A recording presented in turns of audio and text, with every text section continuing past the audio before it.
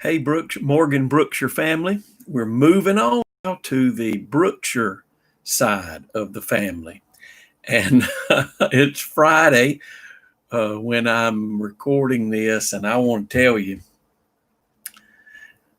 this one's really been a merry-go-round, the Brookshires. I don't know how many videos we'll have for the Brookshire side. There's a lot of stuff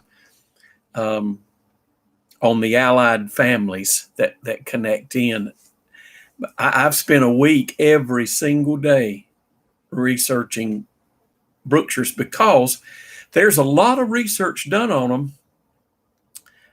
but there's a lot of conflicting documents that we can't piece together and figure out. So I've spent a week trying to get what I think is right. And, I have my disclaimer that I'm pretty well sure at least 90 to 95% is accurate, but there's always that one chunk that another document may prove us inaccurate on something, but I'm pretty sure, and I've been reading after these people that have been doing Brookshire research for years and years. There's a book out on the Brookshire family. I don't have it, and I've not seen it, but I know it's there because people keep referring to it. I think it was written maybe around 1926, but almost all the Brookshires in the country go back to Maryland. And I'm going to take you back to the original one. So I've got my notes here, and I'm going to try to stay pretty close to them. I don't want to get too sidetracked, but the Brookshire family's been here since the mid 16, I believe let me think, 1700s. They came to Maryland. I'll get to I've got it on down in my notes. They've been here a long time. And when they first came over, they came from England. They came from Cheshire, England. And you'll see the name spelled several different ways. You'll see it Brookshire. You'll see it Brookshaw, which is what they went by, what's in the early documents. It's Brookshaw. Then when you get back over to England, you'll see it both Brookshire and Brookshaw, and you'll see it spelled Brookshire with S-H-E-I-R on the end, and then just S-H-E-R in some census records. There's about a half a dozen ways. The census takers and the document keepers years ago, they spelled phonetically. They weren't really concerned about precise spellings of things. What they heard, they wrote. And so that's why you get all these different spellings, and sometimes it makes it a real challenge when you're doing genealogical research. But it's Brookshire, Brookshaw, Brookshire, Brookshire, whatever. It can be the same person spelled several different ways. We're going to start with Granny's daddy. And her daddy was George Canada Brookshire. Now, sometimes you'll see it spelled Kennedy, and I've seen it spelled Kennedy because that's what someone heard. And sometimes people will change it to Kenneth, but his name on almost every document and the way he spelled it on his World War I enrollment card was Canada, like the country Canada. George Canada Brookshire. He was born in 1882 in North Carolina. He died in 1926 of tuberculosis of the kidneys, TB of the kidneys. TB was rampant in the 20s and 30s in Western North Carolina. I had several great aunts and uncles that died of TB. My grandmother lost 2 of her brothers, and my grandfather lost 1 of his sisters during that time period. And George was 42 years old when he died of TB. His TB didn't go to the lungs, where most of it went to his kidneys. And his father had to go identify the body, which is really sad. They lived in West Canton. He's buried at Morning Star Methodist Church along with his first wife, Minnie Baker. That's Granny's mother, who died young, as I'm sure most of you know the story. It's a sad story, Granny and Gudger. They got kind of shifted around to different relatives, and they didn't have an easy time of it. And we'll talk a little bit about that. Y'all know more about it than I do. I know what Donna has told me, that Granny told her. But he married, George married, he was a barber, by the way. He cut hair, and he served a little while as a deputy sheriff. We do know that. But he married Minnie Baker in 1906. And I'm going to talk about the Bakers on a separate video because there's a whole lot to say about them. Minnie, you know, died young, and Granny and Gudger were small children. And after a few years, a few short years after Minnie died, he married Maud Penland. She was Maud Glance. She married a Penland, and her first husband died in a mining accident. I think it was a mica mine, if I remember correctly. He died, and she married George Brookshire, and that did not go well. And I'll try to be delicate. Maud lived, she remarried. Let me back up. Maud and I believe they called her Argyle. She and George didn't stay married long, not even a year, and they divorced.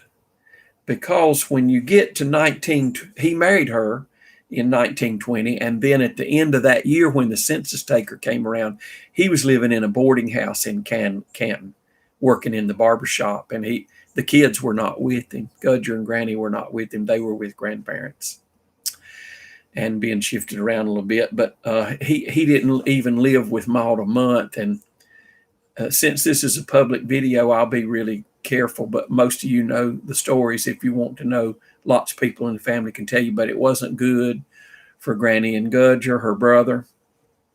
And so George and Maud did not stay married very long. They divorced, and she married a man last name Cox, C-O-X, and she stayed married to him, you know, and had children with him. And they moved away from the mountains. They went toward Winston-Salem, Forsyth County, Greensboro, that area.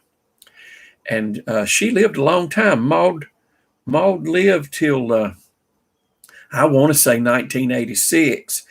And you know what? She was really well known for starting nursing homes. She really is responsible for the way we do nursing homes in North Carolina today. There's a picture online of her with President Carter. When he came through the area, he stopped and saw Maud Cox.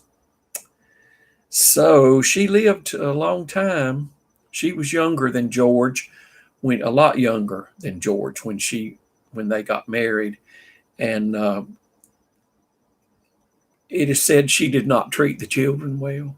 So they left and went to the Bakers, their grandparents, and then eventually to the Brookshire grandparents. We'll talk about that in a minute. But Maud married, had her own family, and they loved her because I read her obituary and I looked at her tombstone, and there's very nice things on her tombstone by her family, and they loved her very much. It's just that it seems it was not a good mixture when she married George Brookshire, and that did not last. She was very young and he was much older. And this is a picture of Maud about the time that she would have married George Kennedy Brookshire, and about the time that they divorced and she married this Cox man.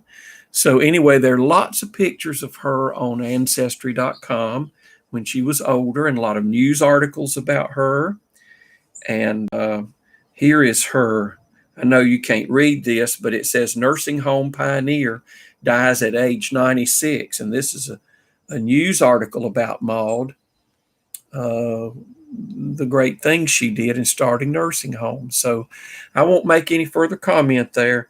If you all want to make one, you can make it on Facebook or below on YouTube and tell us more information that we don't know. We'll let that one lay. But he died in 1926, George did.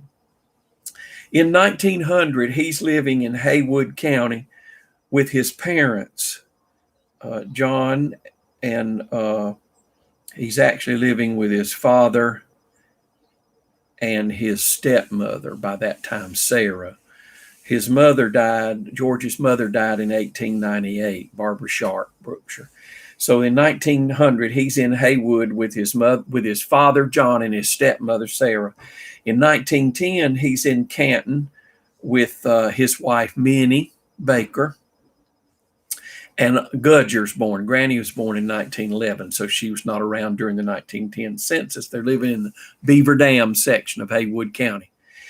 So he's there with Minnie and Gudger, and by 1920, you know, in that decade, so sad. Granny lost her mother. Her dad remarries this woman, and it's not good. And she goes to her grandparents. It's sad. But didn't the Lord bless Granny? Didn't he bless her? And the end was better than the beginning, like the book of Job. So, you know, God gets the last word. God gets the last word.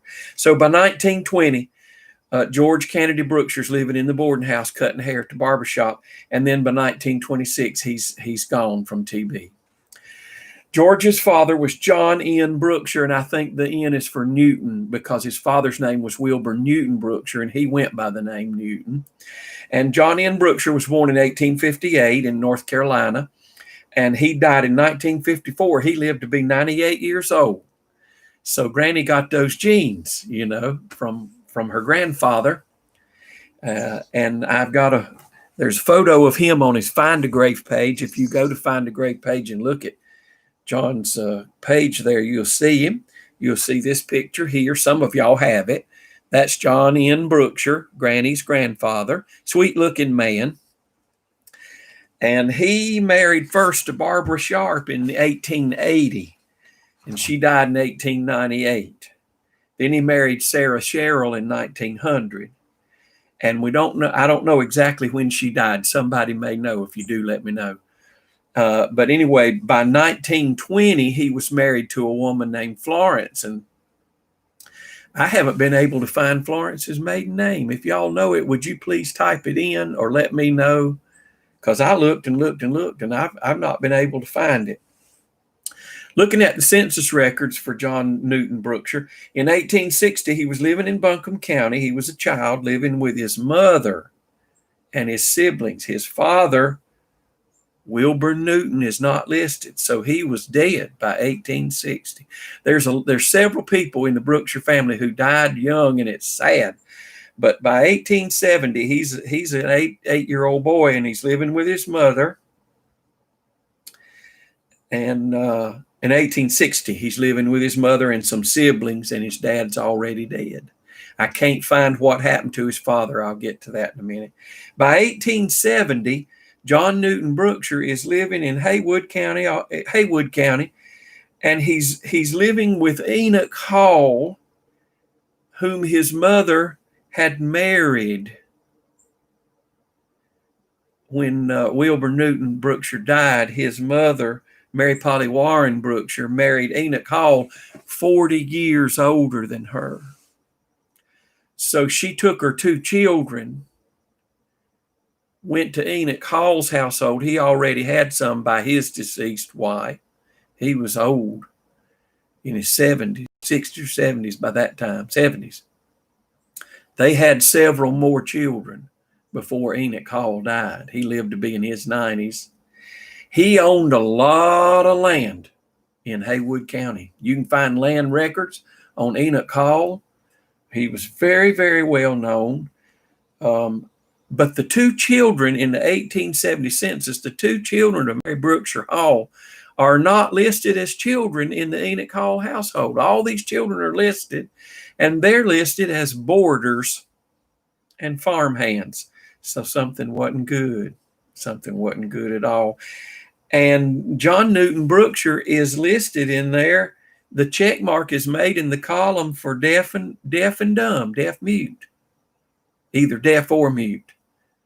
So he must have had a hearing problem. Now, that never showed up anymore. I don't know if the census taker made a mistake, but I know he lived till 1954. So some people in the family probably remember Grandpa Brookshire, Granny's grandfather.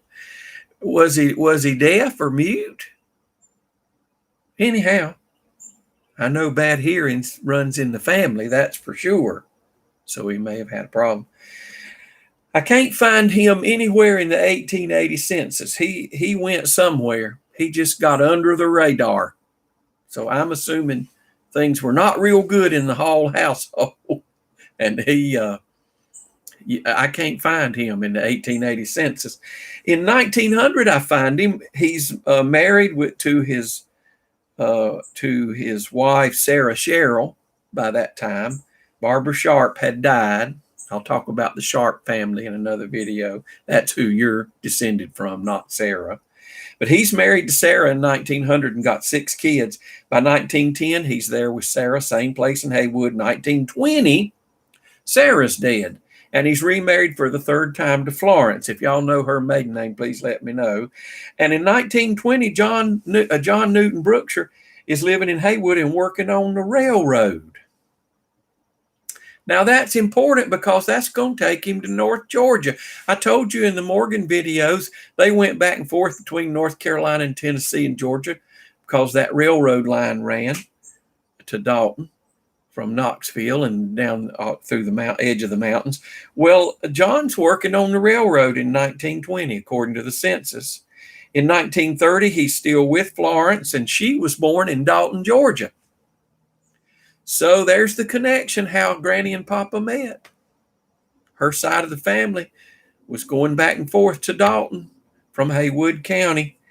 And at some point, Granny goes to live with the Brookshires when her mother dies and her father remarries and things are not going well in the household. She goes to the Bakers, but I don't think the Bakers were doing very well physically. And she eventually leaves the Bakers and goes to the Brookshires. And then that takes her to North Georgia and she meets Papa, meets the Morgans. In 1930, John's still listed as having a residence in Haywood and he's living there with his family. But by 1940, he's in Dalton and stays there till he dies in 1954. And he's buried at West Hill Cemetery in Dalton, where a lot of the family's buried. And they were living on Prater Mill Road, which is where the Morgans were living. So that tells you how Granny and Papa met. Some of you may know more about the story. We sure would love to hear it. So help fill in the gaps here. Put meat on the skeleton. So that tells us we don't have any census information beyond 1940 because they're introduced every 72 years or so, 70 years. So the next census to come out in a few years will be the 1950 census, but that's a few years off. So we only have records to 1940, but we know that John died in 1954 and he's buried in West Hill. John's daddy was Wilbur Newton Brookshire, and boy, he's a mystery. We know he was born in 1833 in North Carolina, but by 1860 he's dead. In the 1850 census, he's listed in Buncombe County with his parents and his siblings. Nothing else in any census after that, because by 1860, his wife and children are there in the county, but he's not. So he's dead by then.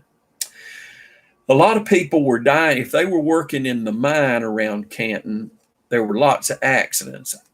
He died too young to die in the Civil War because the war had not started by 1860 and he was gone by then. And so I think Wilburn could have died maybe in one of those mining accidents, but I can't find any record of it. It's amazing there's no newspaper account about how that man died, but if it's there, I've not found it. So he had married Mary Polly Warren, and we'll talk more on her in another video, but when he died, she married Enoch Hall, 40 years older than her, and she had children by Enoch, and Mary died in 1874, and we don't know anything else. We know that Wilbur Newton Brookshire went by the name Newton, and the way we know that is one of his children on her death certificate. It said her father was Newton Brookshire and her mother was Mary Warren. So he went by Newton, and that's why that name Newton in the Brookshire family is everywhere. A lot of people use the name Newton. So that's all we know about Newton Brookshire. We do know his father was William Brookshire, who was born in 1801 in Buncombe County, and he married Polly Wallace. She was born in 1809 in South Carolina, according to the census records. And William, born in 1801, was a cooper. He made barrels. And, the Brookshires, when they came to Maryland, some of them were barrel makers. And do you know why the barrel makers were important in Maryland? Maryland was founded on a tobacco economy. And they packed the tobacco in wooden barrels to ship back to England and to Europe. So they were coopers. They knew how to make barrels, and that went on for several generations. So they were barrel makers. In 1850, we see William. And by the way, the reason we started 1850, the census records really go back to 1790, but they don't list everybody's name in the household till 1850. Between 1790 and 1850, they only listed the head of the household. They didn't list all the members. They would tell you how many people in an age bracket lived in that household, but they did not tell you all their names. So I start with 1850, where we see all the names. In 1850, William Brookshire is a farmer in Buncombe County. He's living there with his wife, Polly, and their kids. In 1860, he's living with James and Nancy Brookshire, who are his cousins.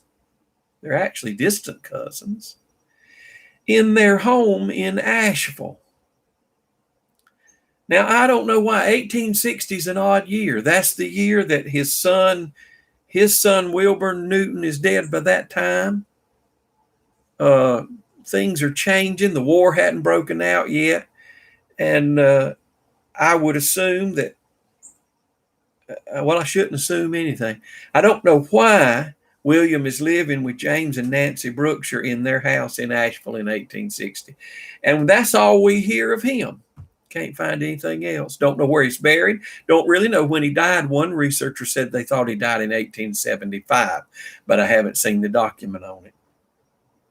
So anyway, William, born in 1801, his father was Benjamin Brookshire, who was born in 1771 in Rowan/Randolph County. And the reason I say that is because Randolph County was part of Rowan in colonial days. Rowan was a huge county, and Randolph was part of that. So it eventually became Randolph after the war, the Revolutionary War, but it was Rowan at that time. So officially, Benjamin Brookshire was born in Rowan County, which was in the colony of North Carolina. There was no state because it was still under the British Crown.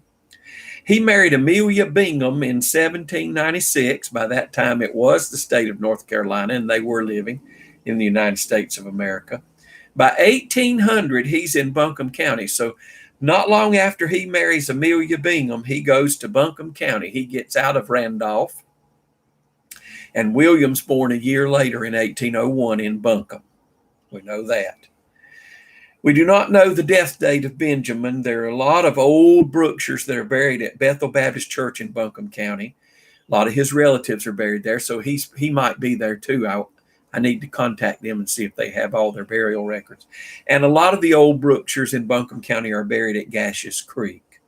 So, and they're all related. They're all from the Maryland Brookshires. There's just hundreds in North Carolina that are all DNA proven. So you got hundreds of Brookshire cousins in North Carolina. Now, Benjamin's father was William Simmons Brookshire, born in 1730 in Somerset County, Maryland. And he died in 1779 in Randolph County, North Carolina, which was Rowan. He's the one who left Maryland. They came through Virginia and stayed a little while in Virginia. And then they came on to what's today Randolph County, which was Rowan back then. They were there by the 1755 census because they did a census of just the Rowan County in 1755, and he's there. His family are there. So he left before the war. And he fought in the North Carolina militia in the Revolutionary War. William Simmons Brookshire, your ancestor. You got him coming and going. He married a woman named Honor Burke. Sometimes the researchers say her name was Mary Sarah Honor Burke, but those were her sisters, Mary and Sarah. Her name was Honor Burke. I'm going to talk about the Burkes in another video. He married her in 1750. We believe about 1750. They were young. And he was in the Revolutionary War in the North Carolina militia. He died in 1779, and we don't know where he's buried, and we don't know how he died, but I'm wondering if he died in one of the skirmishes in the war. Wouldn't that make sense? Because he was in the militia, and there weren't huge battles in North Carolina in 1779, but there were skirmishes where people got killed because North Carolina was divided into thirds. 1/3 of the people in North Carolina were patriots, 1/3 were loyalists to the British Crown, and 1/3 were ambivalent and just wanted to be left alone and farm. And so the problem was the skirmishes that broke out between the patriots and the loyalists. So we had lots of skirmishes in 1779 where he could have gotten killed, but there's no record of it that I've found. There were pretty hefty battles in South Carolina and Georgia in 1779. It is theoretically possible that his regiment could have been in one of those, but we don't know. But I would say it's a huge possibility he died in the war. I wish we knew where he was buried. We won't give up. We'll keep looking. William Simmons Brookshire's father was William Brookshire also, and he was born in 1710 in Maryland. And this is where it gets so hard. When you got several generations with the same name, it's easy to get things confused. And researchers debate over whether William Simmons Brookshire's father was the William born in 1710, or if he was the son of William's father, James Brookshaw. I'm not going to go into all that. I'm going to tell you what I think, and you can research it on your own. And if you disagree, that's wonderful. I don't mind. But I think he was the son of William Brookshire, born in 1710 in Maryland, who married Sarah Simmons. And that people say that William, born in 1730, his middle name was Simmons. If that's true, of course, those were his parents. William, born in 1710, his father was James Brookshaw, born in 1690. He's recorded in Maryland in many documents: land grants, witnessing deeds, witnessing transfers, taking part in civic and community life of the colony of Maryland. He married a woman named Sarah Mannering. The name Mannering or Manning Brookshire is all through your family. There are people living today named Mannering Brookshire because they keep passing that name down. And so that's another nail that solidifies we're in the right family. DNA has already hooked you all together with these Maryland Brookshires. So we know that's your ancestor. So right now we're back to 1690 with James Brookshaw. They spelled it. It kind of became Brookshire when they came to North Carolina. And so James Brookshaw, born in 1690, his father was also James Brookshaw, and he's the immigrant who came from England. Give me a second to pull up this pad here. I want to find, I've got a, boy, if I can remember where I put it, I've got a lot of information on James Brookshaw that I need to read to you. And I thought it was on my Google Photos, and I do not see it, so I'm panicking. That's not good. Well, let me just tell you this. I remember a lot of it. James, I'll tell you what I'll do. I'm going to post what I was going to pull up here on the Facebook group. And if you're not on the Facebook group, go join it so you can see all the documents I put on there. And if you just can't join it, if you're just too scared or don't want to fool with it, send me an email and say, I want to see that little Brookshaw document, and I will email it to you. But anyway, what it shows is he came over on, see, now I'm trying to remember the year. I want to say 1675 is 1674. I remember it now. James Brookshaw and his wife, we only know her name is Mary Eliza. It doesn't give her maiden name. They came over from Cheshire, England, and landed in Maryland, lived in Maryland in 1674 on the ship named Friendship. I remember it. Yay. And they were indentured servants. Now, indentured servants were not slaves, but they were bound to the people that paid for their passage. And a lot of people came to America as indentured servants who didn't have the money to buy the passage over. And what you did is you talked to a wealthy landowner and you said, I'll work for you so many years if you'll pay my family's passage over to the colonies. So he found someone who would pay his passage, and he was indentured to them, and they gave him big certificates of indenture. I was over at the antique mall here in Belmont not long ago, and they had one for sale up on the wall, an authentic indenture from the early 1700s. And it was like $375. Of course, I can't buy it, but I couldn't believe I got to see one. So they had one probably somewhere. I wish we could find out if it survives. But he was indentured to this guy named Thomas, and I'll put it up on Facebook. Can't remember his last name. He paid for his passage for he and his wife, and they came and worked for him for a number of years. But by 1681, in between 1674, when he got here, and 1681, he worked for that first guy. And then a lot of times those landowners would sell the indenture to somebody else. They didn't sell the people because they didn't own them. They weren't slaves. They'd sell the indenture to somebody else, and you'd go work on another farm for that one. It was kind of like mortgages. You know how banks sell a mortgage? Mine got sold 3 times before I paid it off. They sold the indentured servants times of service. So Thomas sold it to somebody, and then it was sold a third time. And then by 1681, he was free of the indenture, and he'd saved money, and he started buying land. He bought 100 acres at a time, 150 acres at a time, and all those land grants are recorded in Somerset County, Maryland, and Dorchester County, Maryland. And he became a big landowner, James Brookshire did, and left some to his family, and they all stayed. And then, the time of the Revolution, right before that, things were heating up, and a lot of people were coming over from Europe, so it was getting crowded. And in the mid-1700s, a lot of people came down that Great Wagon Road into the Piedmont of North Carolina. And, of course, in the mid-1700s, the Brookshires they leave Maryland and come to North Carolina. So that's the Brookshire line. That's Granny's Brookshire line.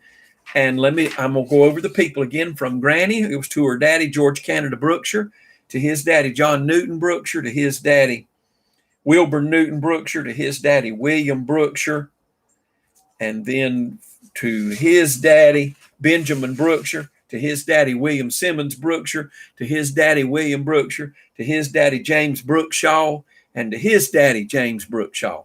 And I will tell you this, we do know that James Brookshaw, who came over from England in 1674, we do know his father's name. His father was Nathan Brookshire, who lived in Cheshire, England. He was born in 1615. I don't know much about him, but I do know his name, so that's pretty good. Listen, I'm going to stop right there. We're at 33 minutes and counting, and I hope all of you are staying well. We're trying to do the same. We voted yesterday. Y'all go vote. Don't wait till the last minute. Something might happen. It's important. Go vote. Y'all take care. I love y'all. Bye.